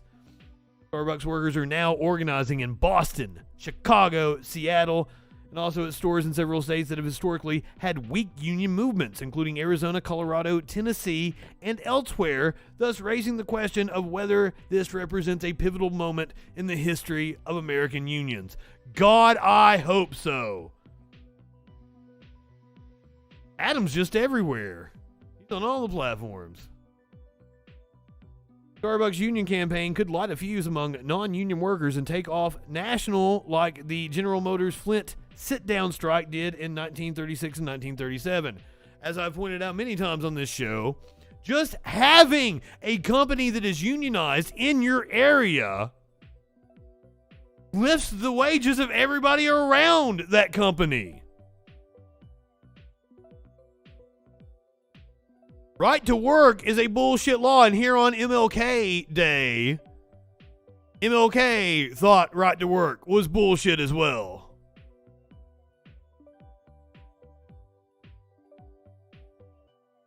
If you want to read this piece, this is actually from The Hill that I was reading from. I'm not high enough for this shit. Let's get on to the dumb fucks. I'm going to do the Daily Wire a solid, and I'm going to give them promotion tonight. We're going to watch a couple of Daily Wire videos since they were so kind to feature me this past week. Morgan, ain't that the truth?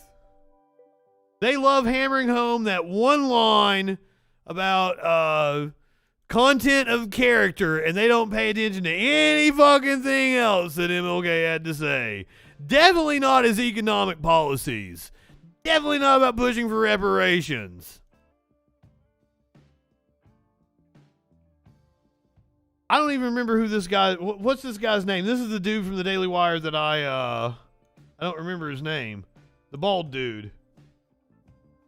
It doesn't even say... He's not even important enough to have a name.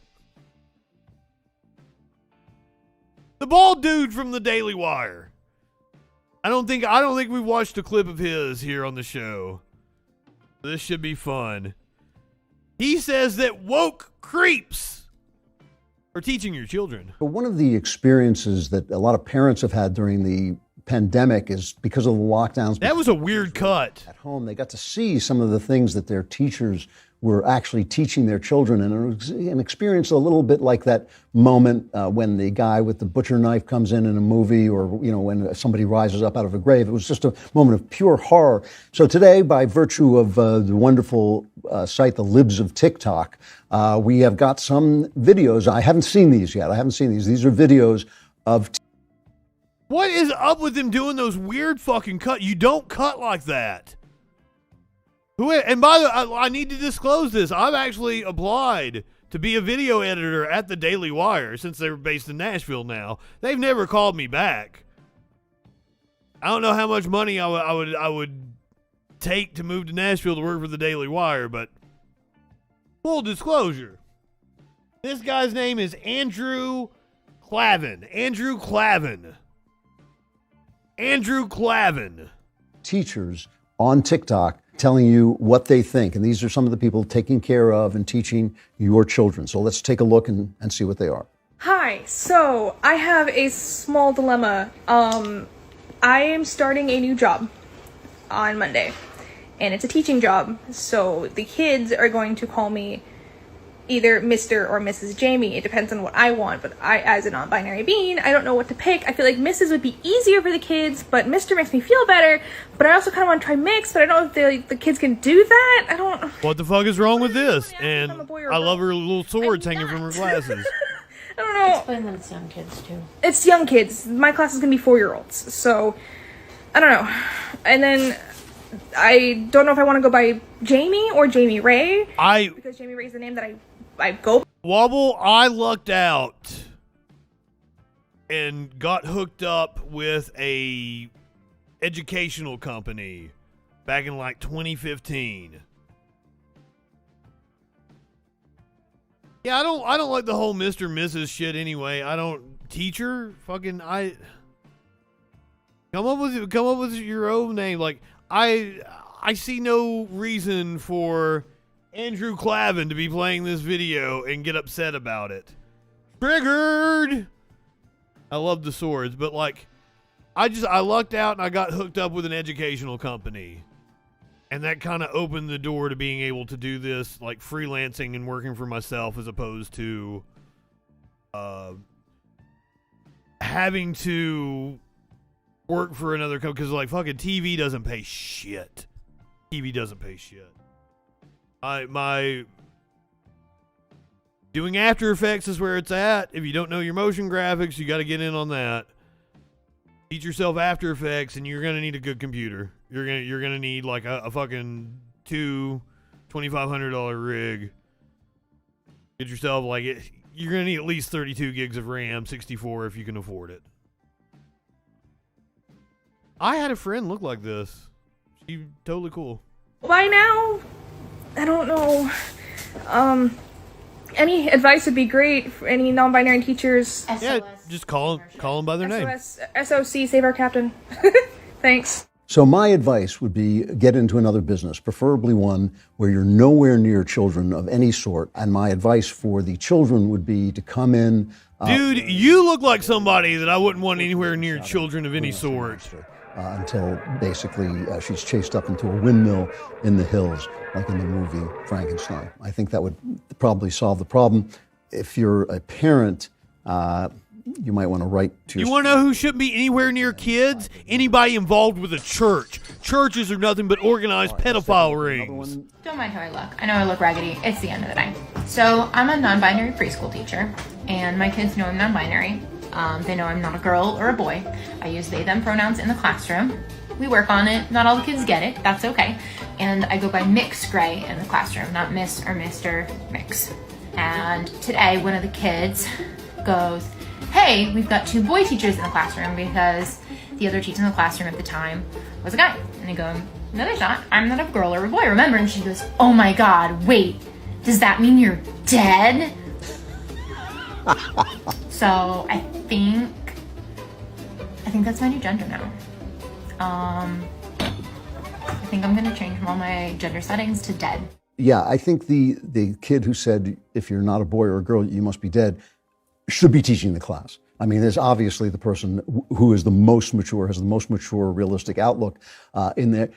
How was that mature? Hire them. I mean, what is going on? You know, if I'm maybe they're qualified. I am there. You know, who hired your cameraman? Superhero Flash. That's how fast I would be at this school trying to get rid of this teacher, or at least taking my kid out. This is amazing. No wonder, you know, this is why the FBI is investigating parents as terrorists. I think they maybe should be investigating the teachers as.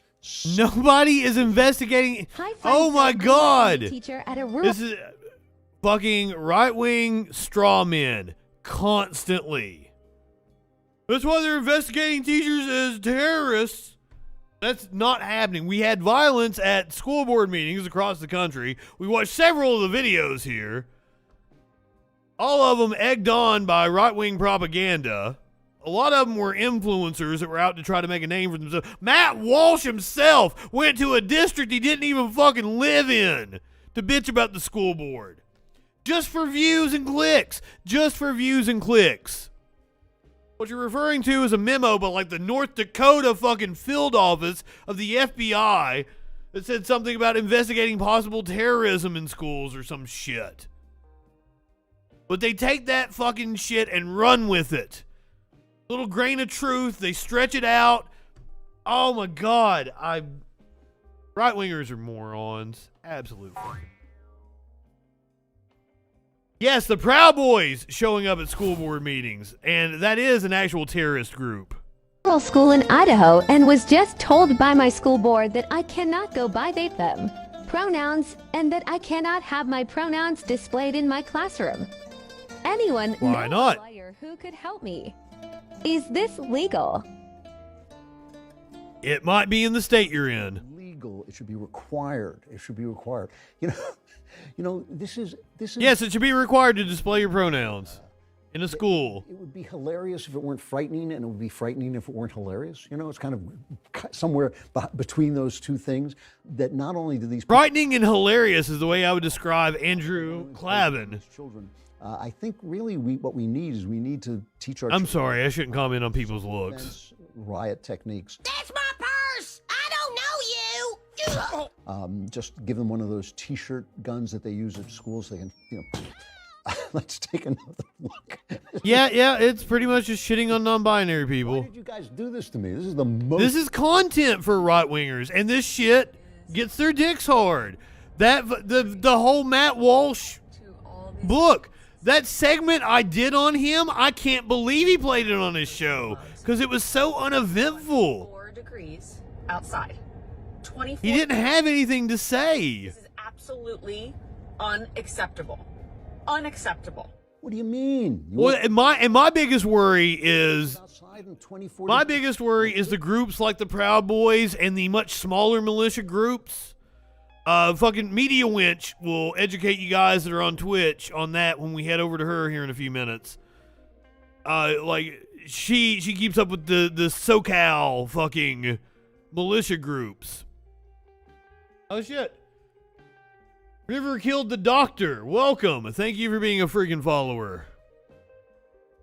But these much smaller militia groups, they're legitimately organizing to go and run for office, for city council, for school board meetings. And these are elections that don't get a lot of turnout. That's been one of my pet peeves here on the show, is that fucking a lot of local elections are held during weird times. They'll be on like a Wednesday in the middle of June. What?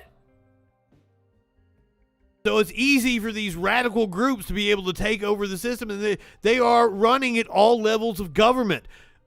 We did a story just a few weeks back about how many insurrectionists that were at the Capitol on January the 6th are actually running for office in this upcoming election. It's something like 70 of them that we know of thus far. Oh, yeah. They're worried about pronouns in school. They don't give a shit about all the guns in schools. Luckily, we haven't had a school shooting in a while. Well, a successful school shooting. Luckily, but honestly, now that I think about it, we're probably overdue for it. Now remember, kids, my advice to you is to shoot up drugs, not schools. Much safer. Much safer. Way more fun for everybody. And wearing masks, you know, it's not going to hurt. It's not going to hurt kids. What are they going to remember? They're going to remember, you know, no, I was thinking about math. You know, and it was, I mean, little Tommy next to me, he wasn't moving anymore, but you know, it was so interesting to be, the math lesson was so interesting until Tommy just fell over and then just shattered because he had already turned to ice. You know, our kids, you know, they say the kids are all right. The kids are fine. The adults. The kids are all right. Like, the Gen Z don't take no shit. All right, after watching the Andrew Clavin clip here that we're not going to be able to make it all the way through. I can't take any more of this. Daily Wire, you really should hire me as a fucking editor, because goddamn, that was horrible. You should have me on with you. Me arguing with right-wingers is money. But the problem with that is I can't get right-wingers to come on and argue with me because I emasculate them. Oh, I'm sorry. I should have screenshotted that face.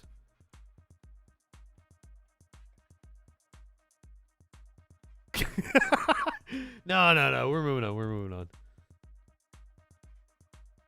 The slight delay fucked us there. We didn't get the screenshot. All right. The last thing we're going to make fun of tonight. This should be fun. This is Candace Owens from the Daily Wire. I'm paying it forward to the Daily Wire for their help to me this week. Candace Owens is going to tell us about her pet peeves. Hello, guys. It's me, Candace Owens. We are taking a break from politics today because I want you guys to know my biggest pet peeves. He wants us to know. Order. I actually hate all of this stuff equally and passionately, so we can jump right into this. Okay. Number 1, fake birthday posts. You have to stop. You guys all know what I'm talking about. It's your best friend's birthday and you post a picture of you and you look really good in the picture, but the person whose birthday it is looks really bad in the picture, and you take because you just want to post yourself. So you just go, happy Is this a thing? amazing friend, insert name, Ashley, Amelia, I love you. It's been like the best year, but your friend Ashley or Amelia looks really She bad. said you all know what it is, and I had no fucking clue what she was talking It's her about. birthday. Don't post a bad picture of her. If you want to post a picture of yourself, just do it. Don't use her birthday as an excuse. Number 2, I really, really, really dislike food on the floor in kitchens. I have such a thing against when you're walking barefoot in a kitchen and people have just cooked and you've like that slimy feeling. I just think like after you eat, you really should vacuum, Swiffer, just do. Well, put some fucking shoes on. And why are you just getting food in the floor all the time? I cook every fucking night. I cook almost every meal I eat. I rarely eat out, especially now that the pandemic is happening. Used to go out like once a week. There's no food in my fucking floor. Sometimes I might make a soup or something and I get a little splatter. There's just I don't just cook and there's food in the floor. That's weird. What?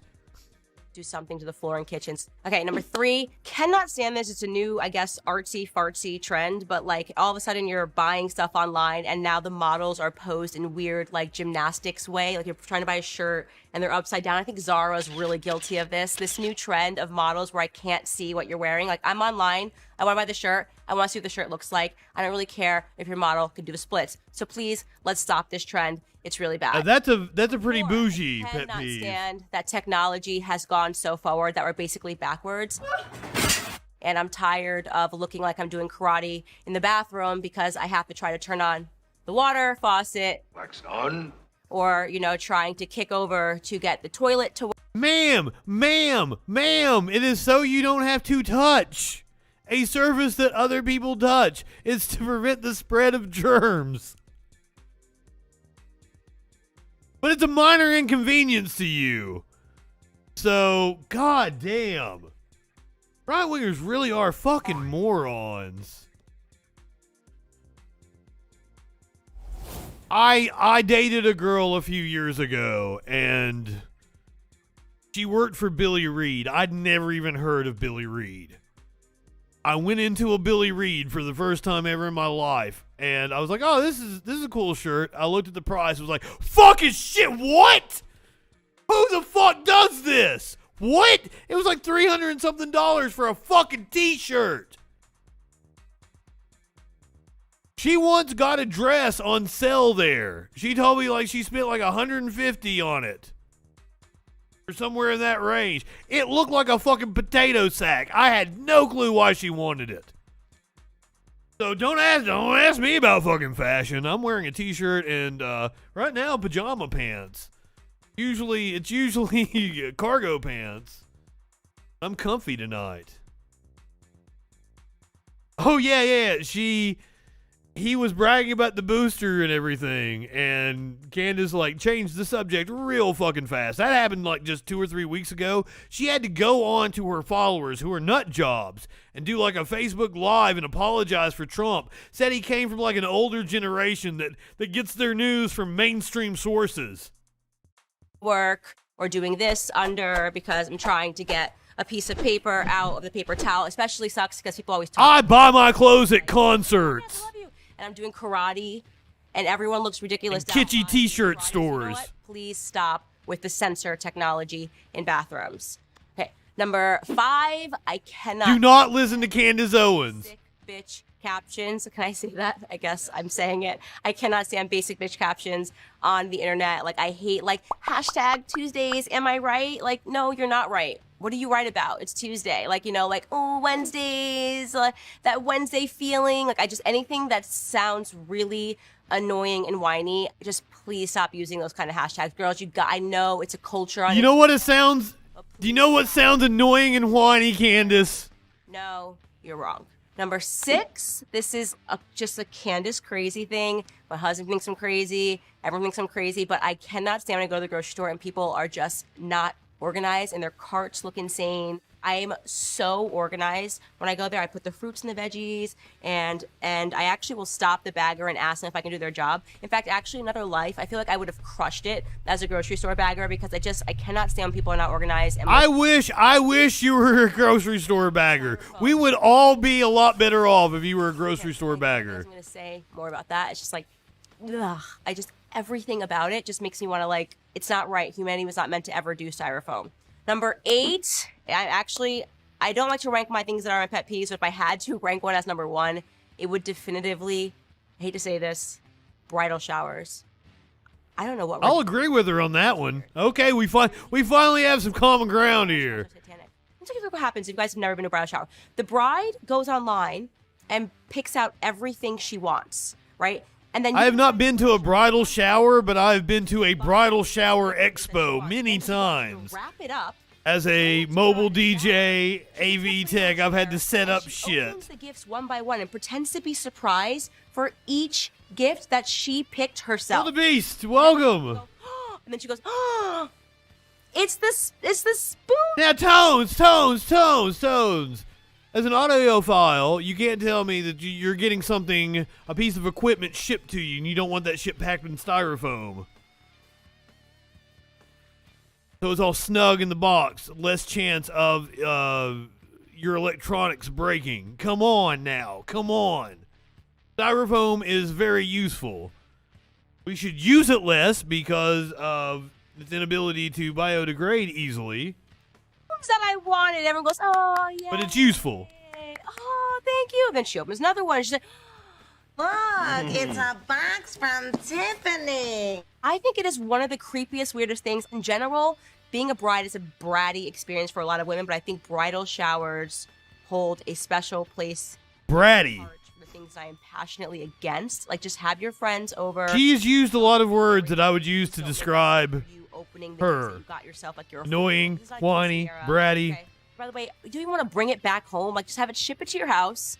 Let us celebrate the fact that you're getting married and stop being a spoiled brat. Long story short, don't invite me to your bridal shower. I say don't get married.